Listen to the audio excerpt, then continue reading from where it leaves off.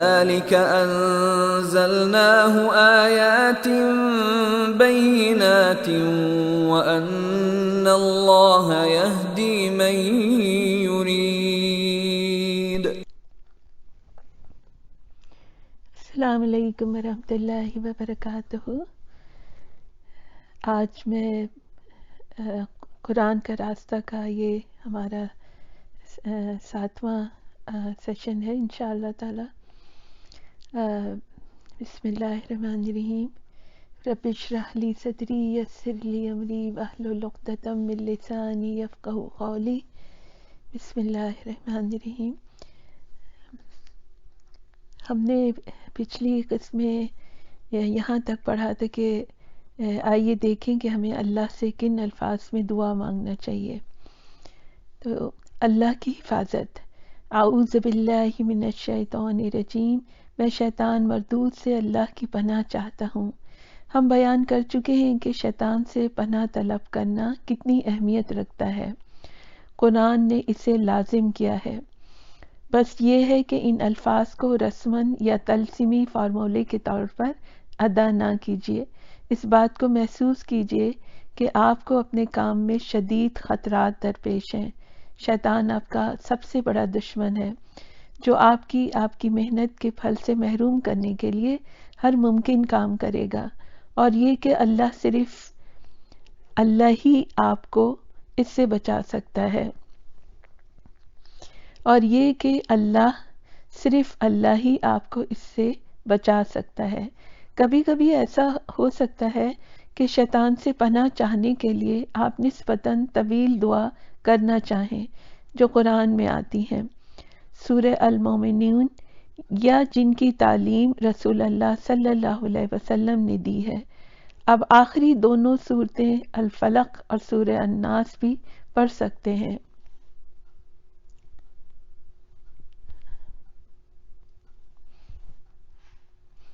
گاہے گاہے آپ کو اللہ کی طرف رجوع کرنا چاہیے، اس لیے بھی کہ وہ آپ کے دل کو راہ راست پر رکھے۔ اے ہمارے پروردگار، ہمیں ہدایت بخشنے کے بعد پھر کہیں ہمارے دلوں کو کجی میں مبتلا نہ کیجیے، ہمیں اپنے پاس سے رحمت عطا کریے، بے شک تو ہی سب کچھ دینے والا ہے۔ یہ سورہ آل عمران میں ہے۔ تلاوت قرآن کا آغاز کرتے ہوئے اللہ کی پناہ چاہنا اور اس کے سائے رحمت کا طلبگار ہونا لازمی ہے، لیکن قرآن کا منشا یہ معلوم ہوتا ہے کہ یہ ایک مستقل اور مسلسل جاری عمل ہونا چاہیے، لیکن جہاں اس کی سب سے زیادہ ضرورت ہے اور جہاں آپ کو اکثر انہیں پڑھنا چاہیے، وہ وقت ہے جب آپ قرآن کا فہم حاصل کرنا چاہیں۔ بسم اللہ الرحمن الرحیم، اللہ کے نام سے جو رحمان اور رحیم ہے۔ اس کی اہمیت اور معانیت پر پہلے گفتگو کی جا چکی ہے۔ یہ آیت کل 114 صورتوں میں سے سوائے ایک کے ہر ایک کے آغاز میں آئی ہے۔ اس کے نام سے آغاز کرنا ایک طرف اس کے آپ کو نعمت قرآن سے سرفراز کرنے پر آپ کے احساس تشکر، اور دوسری طرف ہر ممکن مدد کے لیے اس پر اعتماد و توکل کی علامت ہے۔ قرآن کی برکات کی طلب، آپ کو کچھ دوسری دعائیں بھی سیکھنا چاہیے۔ ربی زدنی علما، سورہ طٰہٰ میں یہ دعا ہے، اے میرے رب میرے علم میں اضافہ فرما۔ اللہ تعالیٰ نے رسول اللہ صلی اللہ علیہ وسلم کو تعلیم دی کہ ان الفاظ میں عاجزی سے دعا کریں، ساتھ ہی قرآن کے نزول کے وقت صبر اور استقامت کی طرف توجہ دلائی، اور حکم دیا جلدی نہ کرو جب قرآن تم پر نازل ہو رہا ہو۔ جب کوئی شخص قرآن کے معنی سمجھنے کی کوشش کر رہا ہو تو اللہ کے نام سے استعانت طلب کرنا خاص طور پر مفید ہے۔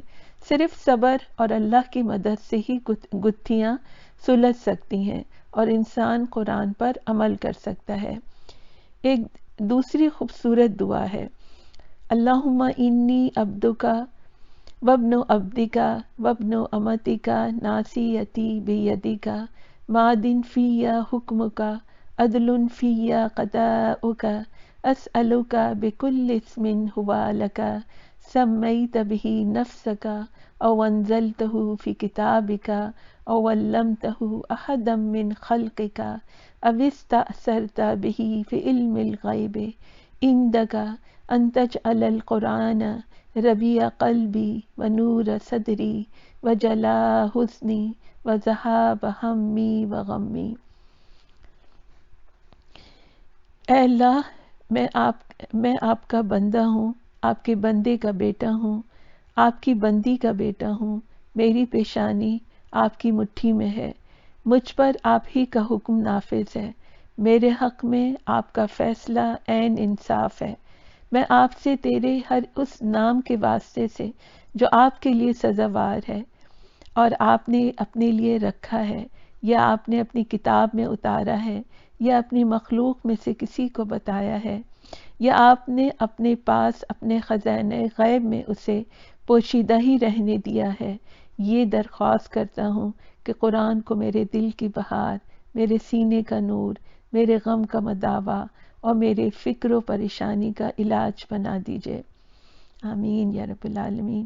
درجے ذیل دعا عموماً اس وقت کی جاتی ہے جب کوئی شخص قرآن کی تلاوت مکمل کرتا ہے، لیکن اس کا مضمون اتنا جامع ہے کہ وقتاً فوقتاً اللہ تعالیٰ کو ان الفاظ سے پکارنا یقیناً باعث برکت ہوگا۔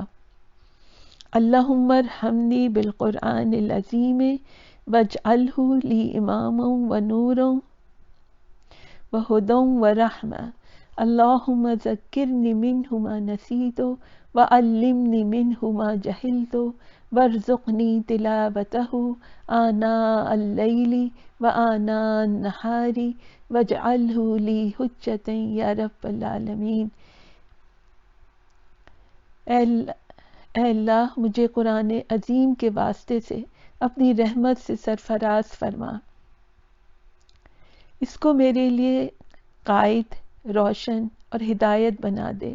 اے میرے اللہ، میں اس میں سے جو بھول گیا ہوں مجھے یاد کرا دے، اور جو کچھ میں نہیں جانتا اس کے ذریعے مجھے اس کا علم عطا فرمائیے، اور مجھے دن اور رات کے تمام اوقات میں تلاوت کی توفیق عطا فرمائیے۔ اے دونوں جہاں کے پالنے والے، اس قرآن کو میرے حق میں دلیل بنا دیجئے۔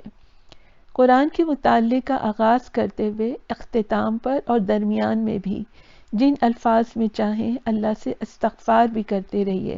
استغفار کے لیے 3 قرآنی دعائیں ان مقامات پر ملیں گی: سورہ آل عمران،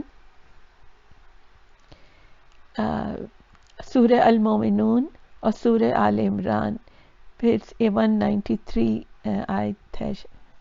عمومی دعائیں: مخصوص الفاظ کی ان دعاؤں کے ساتھ ساتھ آپ اللہ کی طرف رجوع کر کے خود اپنے الفاظ میں اس سے ان صفات اور رویوں کا سوال کر سکتے ہیں جن کی قرآن سے استفادہ کرنے میں آپ کو ضرورت ہے۔ اے اللہ، میری آنکھیں کھول دے، مجھے حق حق نظر آئے، باطل باطل نظر آئے، مجھے روشنی عطا کر کہ میں تیرے راستے کو پہچان سکوں، میری کوششوں میں میری مدد کر، میرے ارادوں کو مضبوط کر دے، اپنے کلام کے آگے مجھے عاجزی عطا کر۔ تیری رحمت اور ہدایت ملنے پر مجھے فرحت اور خوشی ہو، تمام پریشانیوں، فیصلوں اور معاملات میں میری رہنمائی فرما، مجھے ہر طرح کے لالچ کے مقابلے میں کھڑے ہونے کا حوصلہ دے، سب اچھے کام کرنے کی طاقت عطا کر، سستی اور کاہلی دور کر دے، تیرا کلام میری فکر و عمل کو قوت بخشے، میری ہر ضرورت کو پورا کرے، جب میں پریشان ہوں تو سکون عطا کرے، تکلیف میں ہوں تو راحت فراہم کرے، تیرا اور تیری ہدایت کا مطالعہ کرنے، سمجھنے، جاننے اور سیکھنے میں مدد دے، مجھے استقلال عطا کر، کامیابی سے پہلے میرے قدم نہ رکیں، تعصبات سے مجھے نجات دے، عاجزی عطا کر، جو کچھ میں سیکھوں اسے تسلیم کرنے، اس کی پیروی کرنے اور اس کے مطابق زندگی گزارنے کی توفیق عطا کر، مجھے اس قابل بنا کہ قرآن نے جو مشن سپرد کیا ہے اسے پورا کروں۔ اس دعا کا عربی متن نہیں ہے اس کتاب میں، سمجھ کر پڑھنا۔ آخری بات جو کم اہم نہیں ہے، یہ ہے کہ جو کچھ آپ قرآن میں پڑھ رہے ہیں اسے سمجھنے کے لیے آپ کو اپنے اندر کی شخصیت کو اس عمل میں شامل کرنے کی ضرورت ہوگی۔ یہ اس لیے کہ سب سے اہم اور مؤثر ذرائع میں سے ایک ہے۔ اگرچہ کسی کے دل تک قرآن کا پیغام پہنچنے کے لیے لازمی ہے کہ معلوم ہو کہ قرآن اس سے کیا کہہ رہا ہے، لیکن یہ ایسی ناگزیر شرط نہیں ہے کہ اس کے بغیر انسان قرآن کی برکات میں سے کچھ حصہ بھی نہ پائے۔ بہت سے ایسے ہیں جو قرآن کا ہر لفظ سمجھتے ہیں لیکن ان کے دل قرآن کے لیے بند رہتے ہیں۔ بہت سے ہیں جو اس کا ایک لفظ بھی نہیں سمجھتے لیکن انہیں اللہ سے تعلق، محبت اور قرب، اطاعت اور وارفتگی کی روح پرور کیفیت حاصل ہوتی ہے۔ ایسا اس لیے ہے کہ قرآن سے تعلق کا انحصار کئی اور عناصر پر ہے۔ 7 پہلے بیان کیے جا چکے ہیں جن میں سے سمجھنا ایک ہے۔ ہمیشہ لاکھوں افراد ایسے رہیں گے جنہیں عربی کا ایک لفظ نہ آتا ہوگا، نہ ترجمہ پڑھ سکتے ہوں گے، نہ اس طرح کے کاموں کے لیے ان کے پاس وقت ہوگا۔ تاہم انہیں نا امید نہ ہونا چاہیے جب تک وہ قرآن کو سمجھنے کے لیے ذرائع اختیار کرنے کی اپنی سی کوشش کرتے رہیں، جب تک کہ وہ ضروری شرائط کے ساتھ اس کو سمجھنا چاہیں، جب تک کہ وہ قرآن کی تعلیمات کے مطابق زندگی گزارنے کی پرخلوص کوشش کرتے رہیں جو ان کے علم میں دوسرے ذرائع سے آئیں، جب تک کہ وہ قرآن کو پڑھتے رہیں خواہ انہیں اس کے معنی نہ آتے ہوں، وہ اس کی برکات میں سے اپنا حصہ پانے کی توقع کر سکتے ہیں۔ لیکن ان سب سے قرآن جو کچھ آپ سے کہتا ہے اسے سمجھنے کی بے انتہا اہمیت میں ذرہ برابر بھی کمی نہیں آتی۔ یہاں ہم سمجھنے کا لفظ اس مفہوم میں استعمال کر رہے ہیں کہ الفاظ کا مطلب معلوم ہو، غور و فکر، تدبر، مکمل معنی تک پہنچنا، حالات پہ اطلاق کرنا، ان امور پر ہم آگے چل کر گفتگو کریں گے۔ براہ راست مفہوم سمجھنا کیوں ضروری ہے؟